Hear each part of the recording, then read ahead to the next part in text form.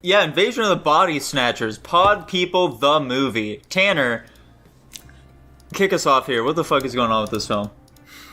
So it does, I want to say the classic, but like this was 1956. For all I know, this is the first time they've ever done where like they show sort of the end result of the plot and then flash back.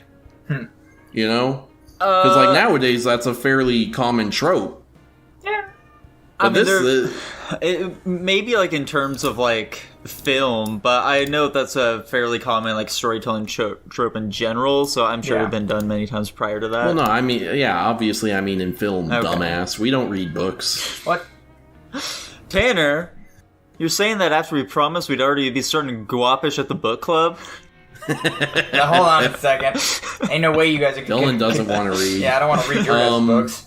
Dylan wants to read Hop on Pop every week. No. So, sets us up. We got a doctor's office, and he's like, dude, this guy's out of his fucking mind. And then we see a very disheveled man. And he's like, I'm also a doctor. I swear to God, I'm not crazy. And then, and we go to Santa Mira, California. Yeah. This movie takes place in California? Yes. I think so. I knew there was something about it I didn't like. I thought that was very obvious that it was in California. Call LA, call Sacramento, call San Francisco.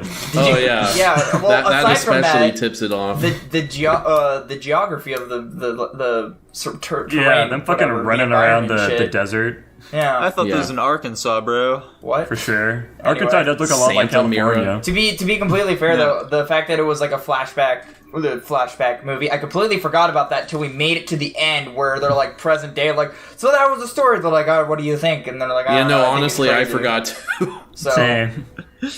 But reasonable I mean, I thought it was, complaint. So one thought that I had expressed and shared with Nico and Jackson here is that, usually nowadays if we watch movies, we can judge people's acting because, they're from our day and age, we know how people act, and, we can usually pretty easily judge their acting. However, for movies that are, like, beyond our time, for example, like, literally this movie, whenever I see movies or shows like this, I have no choice but to believe that the way that these people are acting are exactly how these people like live their lives in those eras. So I think that judging the acting from these time periods is a little more difficult, but I always think that acting from these time periods were always really, really good, unless it's obviously terrible. But I thought the acting in this movie was actually really good because I really don't have anything else to go off of here. I see what you're saying, Dylan, but I don't totally agree. I definitely like the perspective of you can't fully criticize the way they're acting and if they're actually fulfilling the role of trying to be like a person, not somebody just acting, because we exactly know how they acted during that time period. Yeah. But I definitely feel like you can just judge the acting normally. I think that the acting was okay. I don't think it was anything crazy. I think it was serviceable. I feel like they were acting the way they would live their life normally, so that's what I was getting out of it. I think the acting, at the very least, for our main guy was really good. Mm-hmm. So I do like his portrayal. I don't think any of the side characters are really that exciting, though. Yeah. Fun fact about this movie. So we have the scene. So it opens up. He goes back. He's coming back from a conference, and he goes to his thing, and she's like, "Oh, I don't know. People were calling us and whatever." And then they stop calling. And one of the first people he really sees is the kid that gets brought in. Mm-hmm. So that pill that he gave that kid, that was horse tranquilizer.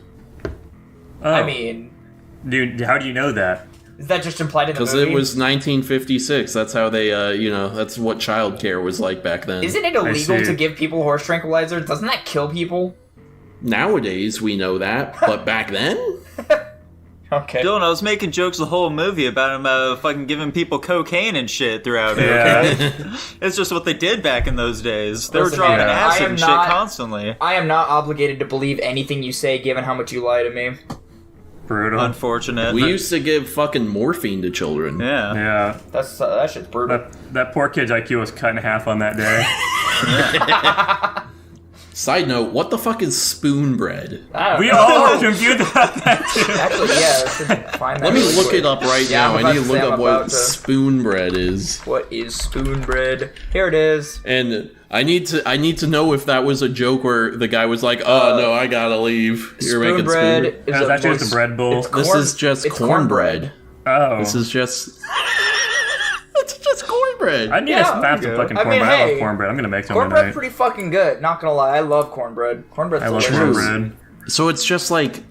Maybe it's like I a guess special it's just. version of It's it. like. I think it's just like slightly soggy. Maybe? cornbread. Or So you need to use a spoon. Or maybe it's what they called it back in the 50s. I don't know. I don't know. It's tough to say. The jury's still out on that one. I don't Now, one notable thing about this film as we were watching it, Dylan, you fell asleep during this movie. Did I? Yeah. When? It looked like you, we looked at you and you're just doing this. Oh yeah, I was messing with my hood a lot. I didn't fall asleep. But you're doing it for quite some time, it looked like. Listen, man, ADHD is a bitch. There were just like- several minutes that passed while you were doing that. Listen, really- man. I was watching the movie. I was keeping myself. You weren't Distracted watching the movie if for you're whatever doing reason. that. Listen, I was watching the movie. And my eyes were on the You're- screen. I was just you're- fidgeting. You're just doing this, like, I'm you're just, like, almost- looking elegant. Yeah, I'm almost never not fidgeting. That's why I'm always constantly moving. It's a curse, I tell you. That's an interesting way to fidget, but I guess I'll Listen, give this man. one to you. If Whatever. you I say didn't you're fall- watching, I can't disagree. I can confirm I did not fall asleep during this movie. Now, That's Dylan, good. not too much shade, even if you did, because quite frankly, I was fucking passing out during this movie as well initially. Damn. Yeah, it was pretty boring most of the time. Oh my Yeah. god! I don't know. You guys are I think- such fucking children. I think the era this movie is from I thought the movie was pretty well made. I thought the pacing for it, being from the 50s was really good.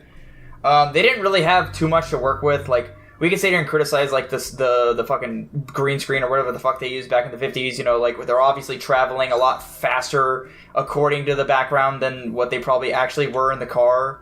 But I mean, Greens. Huh? I don't know. This is a black and white movie from 1956. Green screen didn't exist. I don't know, whatever- That was them actually driving a car. Are you? They it seemed like they were moving. They didn't have the technology to fake that kind of stuff yet, Dylan.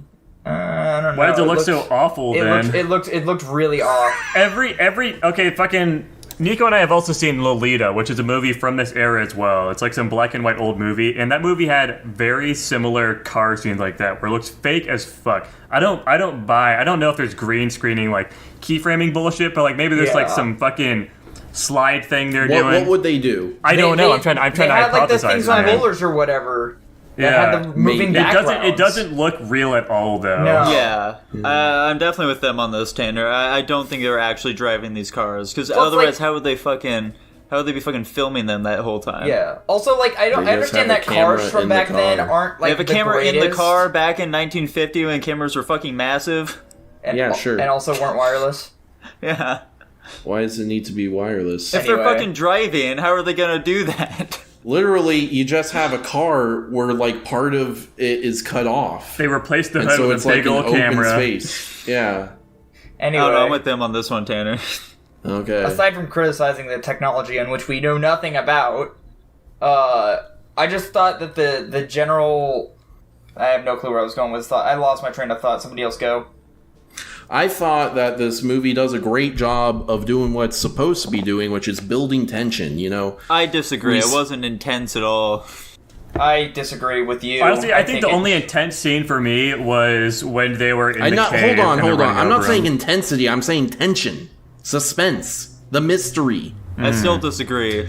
It starts out. He's like, "Oh, we got we had a bunch of people that were trying to call the office, but now they're not interested. Oh, that's kind of weird. And then we got this person here, that person here. Oh, they say there's something weird. They don't recognize their person or whatever. And he's like, oh, that's kind of weird. And then I specifically like when he runs into Kaufman, and he's like, hey, Kaufman, can you like check on this person? They got this weird thing going on. He's like, oh, let me guess. A brother who says his brother isn't his brother or whatever, or a woman, blah, blah, blah. And he's like, that's pretty close. What's up? And he's like, oh, this has been happening for like 3 weeks. I don't know. I'm like, oh, the mystery, it extends. Yeah, I know It goes deeper. I know it Lore got to building. one point in the movie where then you started to be aware, like, okay, there's some like alien, like not normal thing going on here, and then they get you to start questioning like who's acting. They get you to look for people who's not acting normal. One thought that I had no reason to think this or believe this, but one thought I heard early on was the fucking therapist guy. Like, I thought he was, like, way too easy to brush things off and, like, give, like, oh, no, this kind of stuff happens all the time. It's some kind of contagious neurosis, which I guess is something they could have believed in the 50s, but you don't catch a mental illness through... Nah, there's mass hysteria is, like, a thing. Real. Weird. But anyway, yeah, Dylan, So you've caused a lot of neuroses. Yeah. Dylan, have you not heard of the dancing plague before? Nope. We're not gonna go into the lore of the dancing plague. We're not going to that today. But yeah, no, I like how they were like, okay, like, because they got you thinking about at least halfway through the movie, like, okay, which one of these people are real, which one of these people are fake, and they're like, yeah. And then the body shows up, and they're like, huh, that's kind of weird. It doesn't have any features. It doesn't have any fingerprints. Yeah. It kind of looks like this one guy. Ha, ha, ha, ha. I know Jackson. And then... Oh, sorry, go ahead. Go on, Tanner. Go on. First off, the next thing I have to say is, man, Becky is a really deep sleeper. Yeah, right? She didn't wake up until their biscuit going down the stairs. Wake up. I thought that was just a result of, like, her getting her mind transferred to the other body or something. I figured that was the case. Pod person. But then, like, when he carried her out of the house, like, this is why I want to hope that it was because of that. Because as he was, like, going down the stairs, walking her out the front door, you, like, see her, like, try to nonchalantly throw her arm over the dude. And I'm like, okay, if she's asleep, she wouldn't be able to do that. And then it's, like, the scene of them leaving the house. They're, like, out on the front porch sidewalk thing. And she's, like, grabbing onto him. And I'm like, okay, so she's either awake or, like, whatever.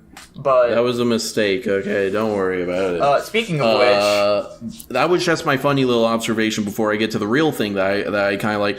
I like how, you know, this is about halfway through the movie. You know, they build up this tension. They're like, something's going weird. Oh, it's been going on a long time. Oh, what's up with this body? And then he's like, Oh, and he finds the Becky double in there. He's like, oh my gosh, something crazy is going on. And then they diffuse it immediately. Yeah. They give all these, like, kind of reasonable explanations for everything. The body's gone, Becky's gone. Oh, they found the guy's body.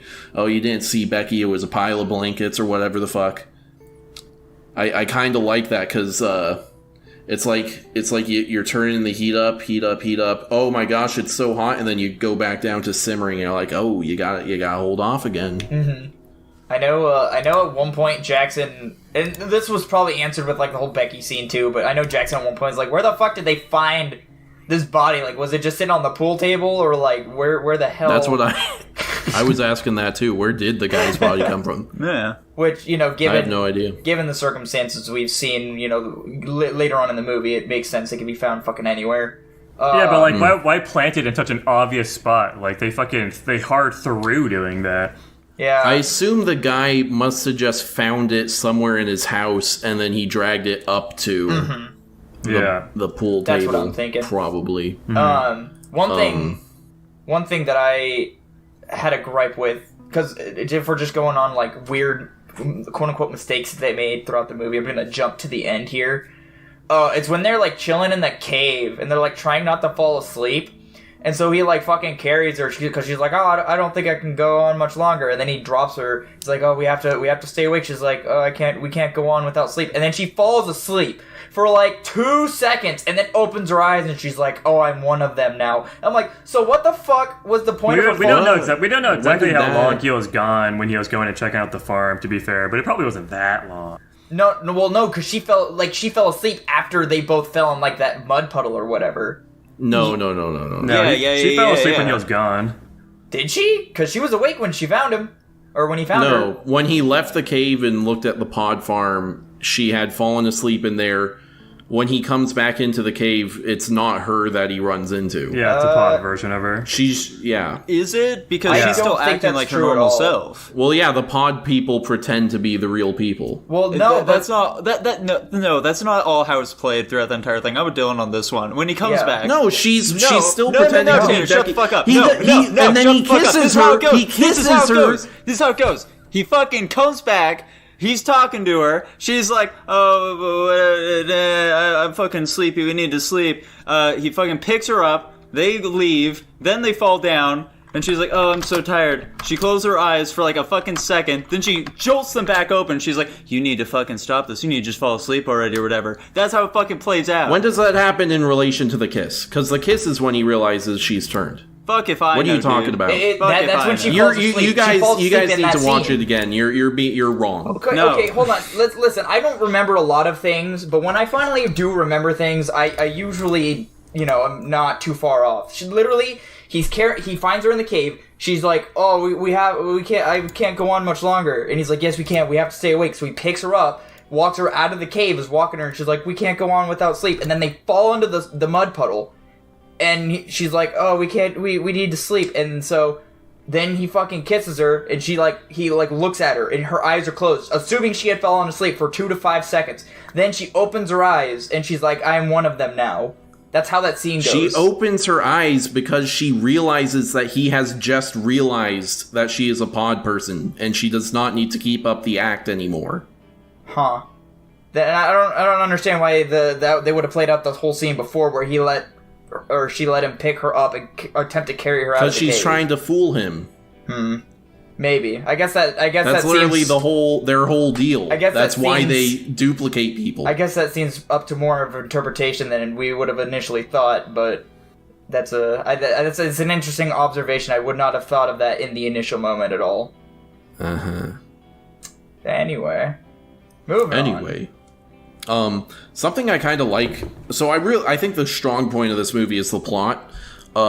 Something I kind of like about it is I feel like there are a lot of similar stories where it's alien invasion, whatever.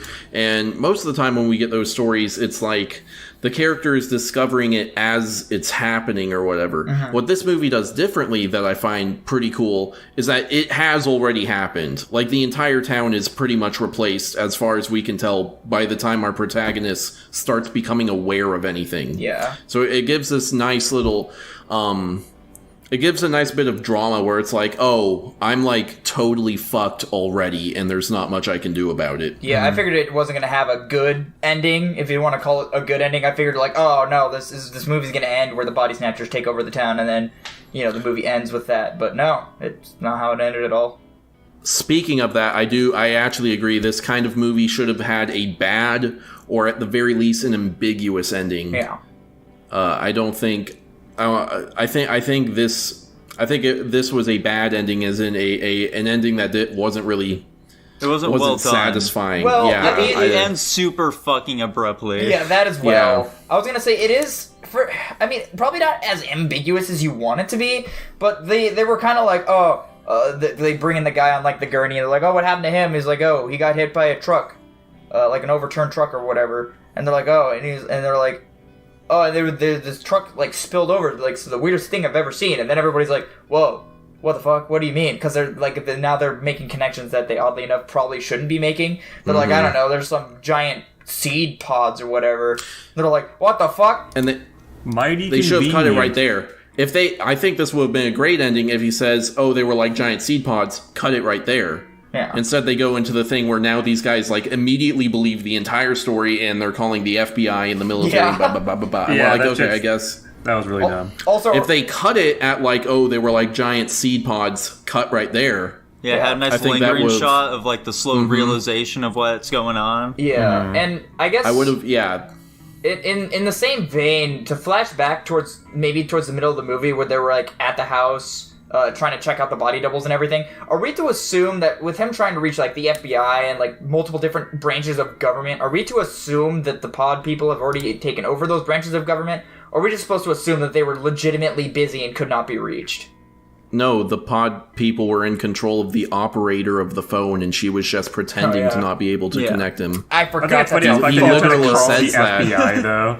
I forgot that that's how phones. Well, I mean, I also didn't know where the operator was. I mean, so. I believe it. In 1956, you probably could be like, "Hey, can you get me the governor?" Yeah, that part was crazy. I guess in my brain, it didn't like make the connection. Like this operator is somewhere nearby where she could be a pod person. So I guess I didn't make that connection. So I guess that makes sense. Yeah. One question I do have, sort of like the way these, pods operate. For one thing, I can understand the mind swap thing. I'm like, okay, it has some kind of weird psychic connection. I don't need that explained. what is happening to the real bodies? That's what I'm confused about, that's dude. what we didn't find out. If Dr. Guy went further into the cave to where, like, the water was, would he see, like, Becky's real body? That was the other thing. My assumption going into this movie is that, like, the pod people are created and then they have to kill the original hosts and, like, hide them or something. Yeah. But it kind of seems implied. I guess I don't know what's implied. Yeah, they kind of don't ever show anything about the bodies. Yeah, he has, like, kind of a throwaway line where he's like, "Oh, maybe do the original bodies like disintegrate or something?" But I assume that's not what's happening. Yeah. But yeah, what seems like is happening is they're taking over the original bodies. See, and that was the other. They was like phrase it like that sometimes, which is weird. Yeah, like the biggest problem with me was like the ending, because like they have the bodies coming out of the pods, but then. And, like, you always kind of assume that those bodies are what are becoming the body snatchers, like, the replacements, and then whatever the bodies are disappearing, whatever. But then they throw that all away with the Becky scene, because, are you telling me, like, they planted her fucking pod in the cave or something after they left? I could kind of believe that. And that's what I was about to say, is, like, if your reasoning for that scene makes more sense in that vein, because... One thing we were really confused about is if you went with our frame of mind, where it's like she fell asleep for like 2 seconds after they fell, and then she woke up and all of a sudden she was one of the body snatchers. However, what was the purpose of having the pods with the bodies if like it was her body and she just had her emotions erased basically? So that's why I say that wasn't Becky. That was the pod. So then thing. that roots it all down to a bigger issue. Is like what the fuck happens to the bodies, and when did they, like Jackson said, when did they plant the fucking pod or Becky's body or whatever the fuck? Like that's just kind of. I don't know. I guess we don't know how far away like the pods can still imitate a person from. It seems pretty close because like in the when they're stuck in the hospital.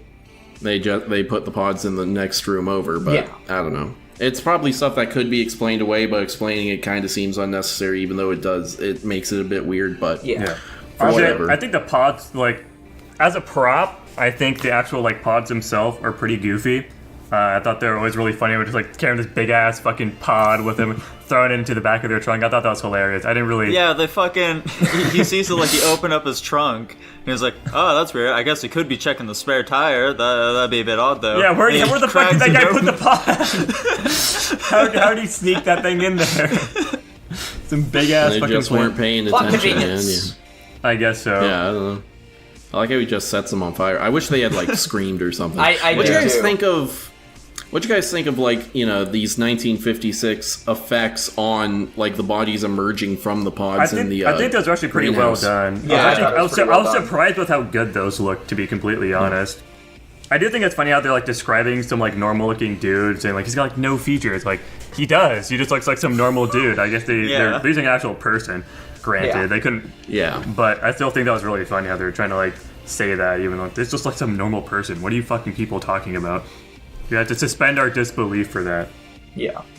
Also, all the nighttime scenes where they're trying to make it seem like it was nighttime, but they're clearly filming it in the daytime because they had to, because they wouldn't be able to... Cameras couldn't do nighttime. Yeah, back exactly. then, yeah. Also, the whole chase scene at the end was really goofy for me. They're just running away from the whole fucking town. Especially when they're under the floorboards in the cave, and the people are just, like, barreling over them, and you can see the fucking planks they're on spreading apart. And there's, like, a pretty considerable gap at a point.